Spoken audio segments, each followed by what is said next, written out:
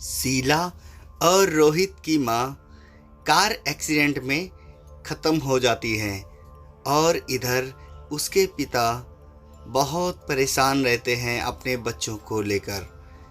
उनके पिता एक दिन बच्चों से बोलते हैं, देखो बच्चों, मैं तुम्हारी माँ तो नहीं ला सकता पर एक दूसरी माँ ले आता हूँ। रोहन एक दिन मंदिर में जाकर एक बहुत ही खूबसूरत लड़की से शादी कर लेता है और उसे अपने घर ले आता है कि वह उनके बच्चों की देखभाल करेगी और घर लाकर अपने बच्चों से मिलाता है। देखो बच्चों, ये तुम्हारी नई माँ है, इसका बहुत अच्छे से सम्मान करना, ठीक है? हाँ, इससे लड़ना नहीं, इसका हर एक काम मानना, ओके? ठीक है पापा, हम नहीं लड़ेंगे माँ से।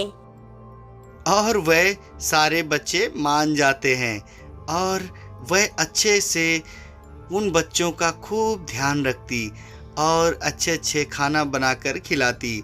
डेली ऐसा चल ही रहा था और वह खूब बच्चों की देखरेख करती। एक खाना बनाना और अच्छे से देखभाल करना, वह बच्चों को बहुत प्यार करती, पर उसका धीरे धीरे उन बच्चों से मन उठने लगा और वह धीरे धीरे उनसे नफ़रत करने लगती है। और एक दिन बच्चे जब खाना मांग रहे थे तो वह रोटी बनाने वाले बेलन से उन बच्चों को पिटाई करती है और उनको बहुत डांटती है। वह बच्चे रोने लगते हैं और उनको खूब मारती, डेली टॉर्चर करती, उनको बहुत परेशान करती। वह इस सब चीज़ से हताश हो चुके थे। एक दिन वह औरत अपने पति से बोलती है, सुनो जी, ये मुझे डेली उल्टा सीधा बोलते हैं। ये बच्चे ये मेरे साथ सही नहीं रहते। ये मैं इनके साथ नहीं रह सकती। या तो मैं नहीं, या तो ये नहीं। आप इनको निकाल दो। अरे क्या बोलती हो?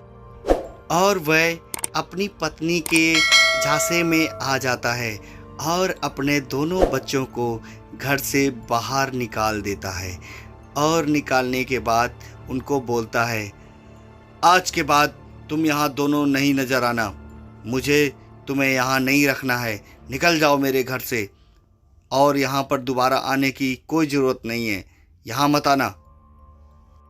उन दोनों बच्चों को घर से निकाल देता है। वह बच्चे भटकते भटकते एक सुनसान जंगल में आ जाते हैं।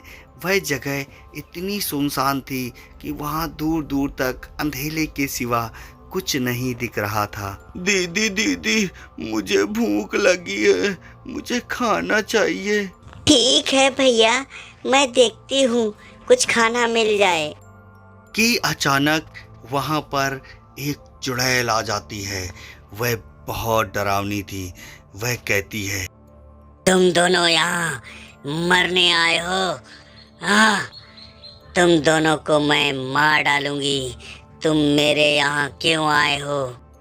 अरे अरे चुड़ैल जी, आप मुझे ना मारे, हम बहुत भूखे हैं और घर से भी निकाल दिए गए हैं। वह लड़का उस चुड़ैल से यह सब बोलता है। उस चुड़ैल को उनकी बातों पर गौर से वह ध्यान देती है और उनके ऊपर उसको दया आने लगती है।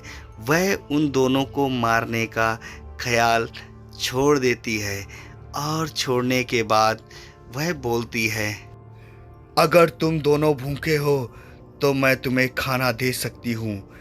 और वह चुड़ैल उन दोनों बच्चों को भरपेट खाना खिलाती है।